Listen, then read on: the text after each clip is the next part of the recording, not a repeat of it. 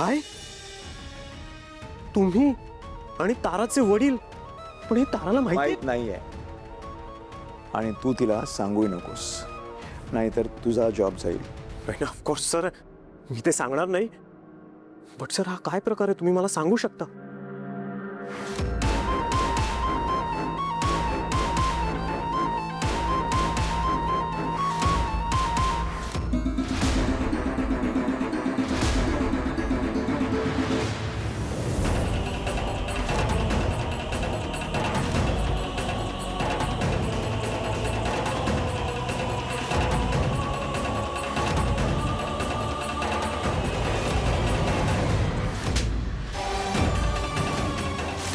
या असं म्हणतात फक्त माझ्या ताराचे सूर गुंजतील, इतर कुणाच्याही सुरांना ती परवानगी नाही.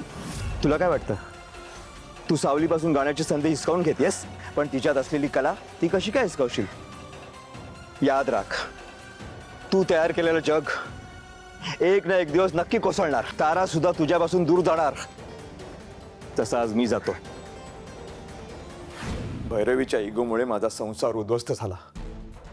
छान चालला होता रे माझा संसार, पण तिला तिच्या घराण्याचा वारसा माझ्या मुलीवर म्हणजे तारावर लादाचा होता. ताराला गाण्यात अजिबात इंटरेस्ट नव्हता, पण फक्त आणि फक्त तिच्या इगोमुळे तिने ताराचं आयुष्य उद्ध्वस्त केलं. बाप असून पोरीला बापाविना पोरकं केलं. छोट्या मुलीला काहीच कळत नव्हतं रे, तरी मला तिला सोडून जावं लागलं.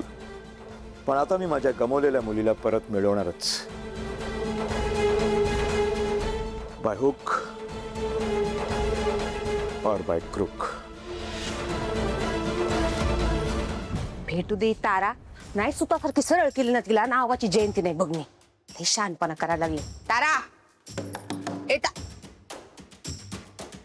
तारा नाही गई रूम मध्ये. कुठे गेली असेल? काय माहिती कुठे गेलेत. काय तुम्ही दोघी ताराच्या रूमच्या बाहेर काय करताय? काही प्रॉब्लेम आहे? प्रॉब्लेम नाही तर काय. अहो 2 दिवसावर शो आलाय आणि ही पोरगी परत गायला नाही म्हणते. काय करायचं नाही या बाईचं काही कळत नाही मला. काय आता अचानक काय झालं तिला? म्हणजे परत शो कॅन्सल होणार? कॅन्सल? नाही असं कसं कॅन्सल होईल शो? ही जयंती आहे ना, काही ना काहीतरी करून तिला गायला तयार करणारच मी. ऐश्वर्या, तुला यांची मदत करावीच लागेल. त्याशिवाय तुझं स्वप्न कसं पूर्ण होणार? यांचा काय प्लॅन आहे ते बघायला पाहिजे. सावली, मी काही मदत करू शकते का? तुम्ही म्हणजे आताच काहीतरी करून बघितलं होतं ना तुम्ही? झालात का सक्सेसफुल? नाही ना? कसं आहे ऐश्वर्या मॅडम तुमचं, म्हणजे ना ते करायला गेलोय घरी झालं. राहू द्या, बघतो आमचं आम्ही. मी असं काय करताय तुम्ही? अहो ते म्हणतायत ना मदत करतील, आणि आता आपल्याला जिथून मदत मिळते तिथून घ्यायला काय हरकत आहे? ती बोळी आहे ग सावळी तू. हिचं माहित नाही का तुला मागच्या वेळेला काय केलेलं आहे ना? अहो हो, पण एकदा विश्वास ठेवूयात ना प्लीज. प्लीज.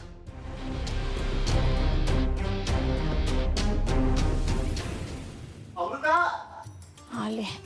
अमृता, कुठेस तू? हा अगं मी कुठे असणार आहे मी? अरे बापरे, डबा द्या. संपवलाय मी. Very good. छोटी बरोबर. काय तू एकटीच काम करतेस? सावली कुठे? हे आधी एकटीच करत होते ना मी. सावली आल्यामुळे थोडी मदत झाली तिची, बस एवढंच. आणि मला कोणाच्याही मदतीची गरज नाहीये, कळलं? शांत शांत. चिडचिड होते. सॉरी. सारी काय कळलं मला. That's okay. Take a deep breath. ऐक ना, चिडू नकोस. मला आता नको ना प्लीज. खूप आपण कमी वेळ गेली, अगदी कमी वेळा. बोला, तुम्ही नाही ऐकणार. मी त्या दिवशी म्हटलं ना काहीतरी नवीन सुरू करायला पाहिजे. हां, ते मी ठरवलंय. ऑटोमोबाईल स्पेअर पार्ट्सचा आपण बिझनेस सुरू केला तर, म्हणजे एक स्टोअर काढलं तर. कशाला उगाच व्याप वाढवताय? अरे व्याप कुठला वाढवतोय मी? आता आई बाबांनी असा विचार केला असता की आता रूपम कॉस्मेटिक्स एस्टॅब्लिश झालं ना, आता कुठे एक्सपान्शन करायचं.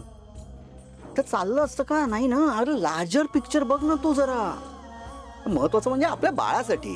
आता शाळेमध्ये त्याला विचारलं की तुझे वडील काय करतात, आणि त्यांनी सांगितलं की माझे वडील गॅरेज आहे त्यांचं. तर कसं दिसेल? त्यापेक्षा त्यांचा स्पेअर पार्टचा धंदा आहे, एक स्टोर आहे त्यांचा.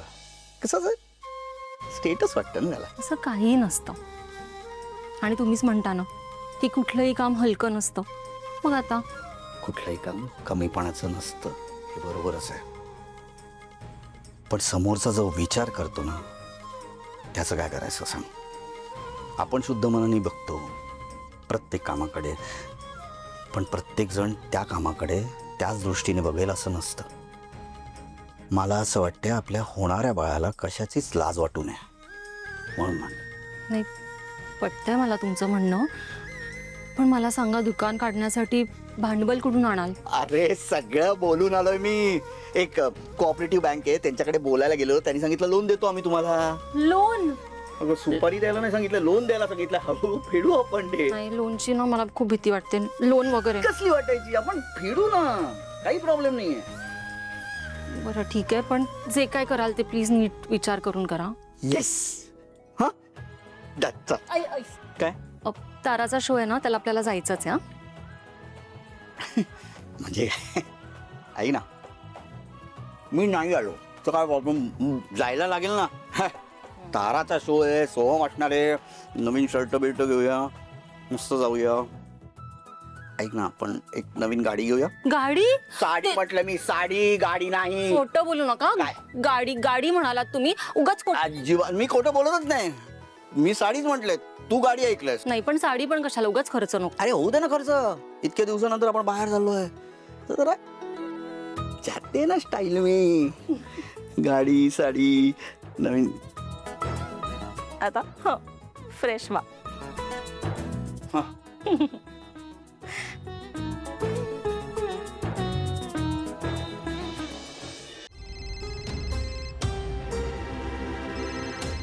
उचल फोन. नाही.